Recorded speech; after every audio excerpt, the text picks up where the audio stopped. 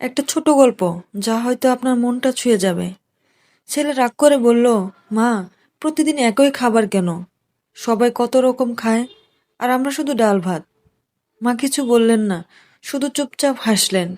সেই রাতে বাবা বললেন, তোমার মায়ের হাতের ব্যথাটা অনেক পুরনো। ডাক্তার বলেছেন বেশি রান্না করলে ব্যথা আরো বাড়বে। তবুও তোমার হাসিটা দেখার জন্য মা প্রতিদিন রান্না করে। ছেলের বুকটা ধক করে উঠল। সে প্রথমবার বুঝলো যে খাবারটাকে সে সাধারণ ভাবতো, সেই খাবারের প্রতিটি দানাতে ছিল মায়ের ভালোবাসা। পরের দিন ছেলে বলল, মা, আজ আমি তোমার জন্য রান্না করব। তোমার হাসিটাই আমাদের সবচেয়ে বড় খাবার। ভালোবাসা কখনো সাধারণ নয়, আমরা শুধু বুঝতে দেরি করি। ভিডিওটি ভালো লাগলে চ্যানেলটি সাবস্ক্রাইব করে আমাদের পাশেই থাকুন। ধন্যবাদ।